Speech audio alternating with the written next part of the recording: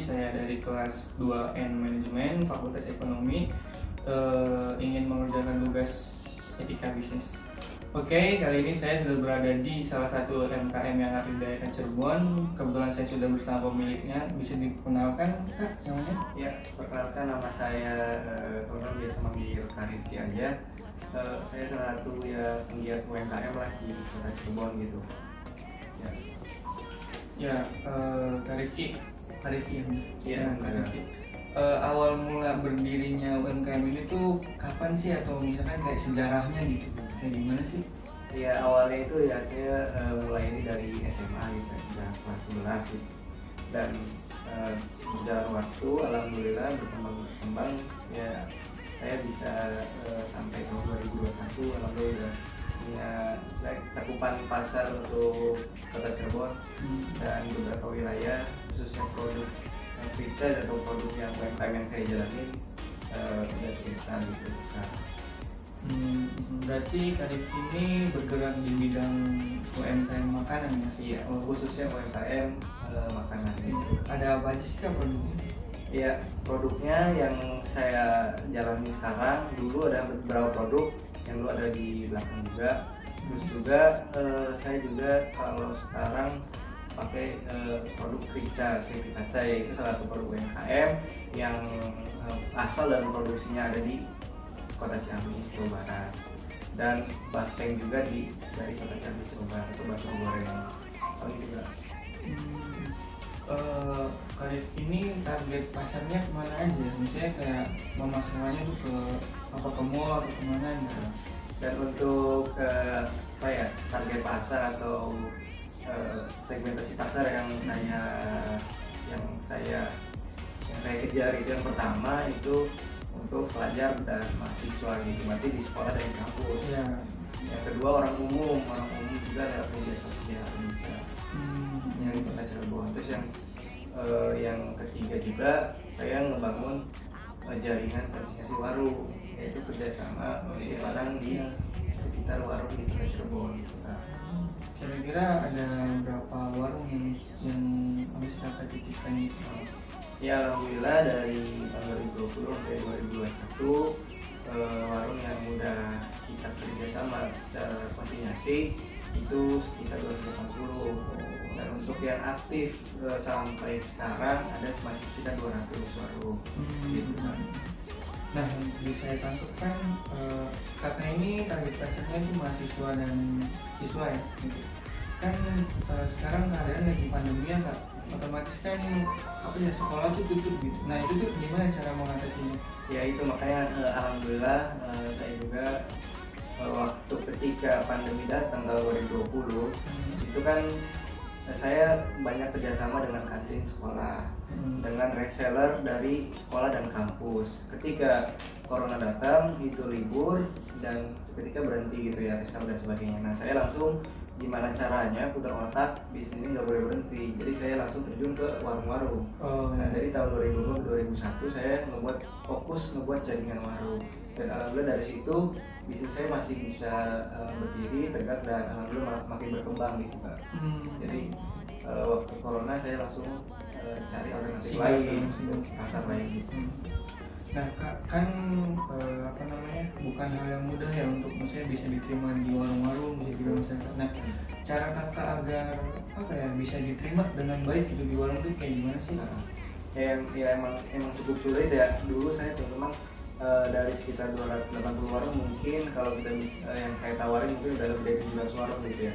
Atau sekali mungkin dari 5 warung yang saya tawarin mungkin 1 sampai 2 warung yang nerima gitu. Jadi bisa hitung jumlah asli yang sempat saya tawarin ke warung-warung.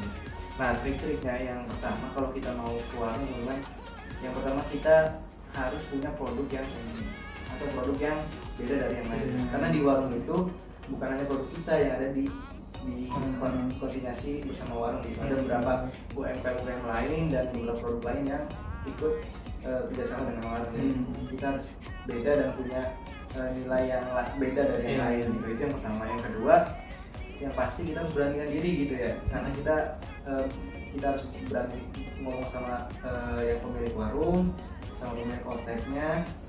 Kita melakukan Ya, cara ngomongnya juga harus sopan, kita minta kerjasama, kita jelasin apa keuntungan buat kita berdua, kita jelasin keuntungannya berapa buat warung dan sebagainya gitu.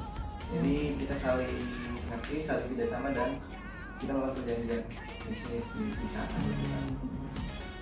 Tapi kita mungkin oh ya guys, untuk kalian yang misalkan pengen beli produknya dari Kak Rifki, bisa ke mana Kak? Sosial medianya atau ada sosial medianya? Ada sih kalau di Instagram ya boleh langsung ke RJ Group aja. Dan nanti dikasih Yang di RJ Group ya paling itu kalau langsung DM ini aja. Oh iya, ya mungkin untuk mahasiswa UGI juga ya, for information, Kak Rifki ini juga salah satu mahasiswa aktif di Universitas UGI Cirebon di Fakultas Ekonomi. Tingkat berapa Kak? Tingkat 1 sih. Tingkat 1 kelas Semester 2 atau manajemen. Oh, gitu. Ya oke Kak, kan kalau misalkan Kakak mau mulai bisnis ini pasti sekarang nggak sendirian ya? Ya, Pasti ada karyawan. Nah, Gimana sih cara Kakak mungkin apa ya, menerima karyawan gitu, kayak kualifikasi untuk bisa masuk di apa Ardaya Group? Ardaya Group. Iya, gimana? Nah, yang pertama ini kita harus kasih tahu dulu ya, bisnis itu bukan hanya sekedar kita menjual barang dan untung gitu.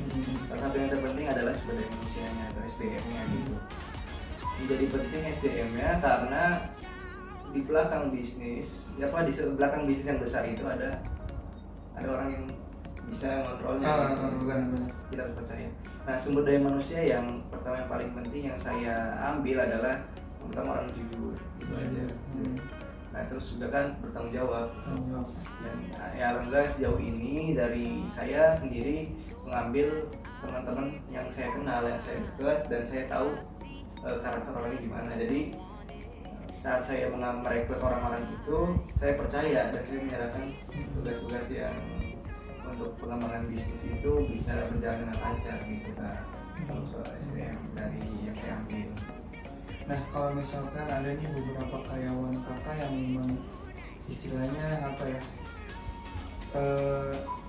kurang gimana ya, kurang sejahtera mungkin gitu. Nah gimana sih sikap Kakak gitu?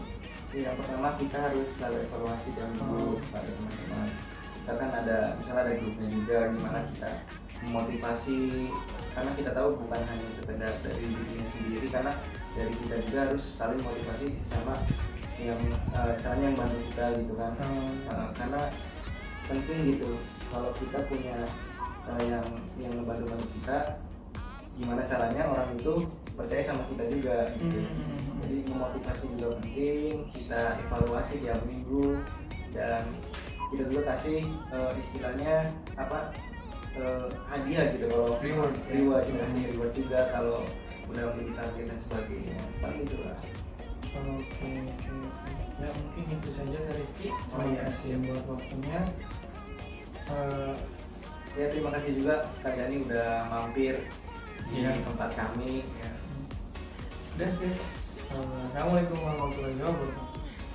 Waalaikumsalam.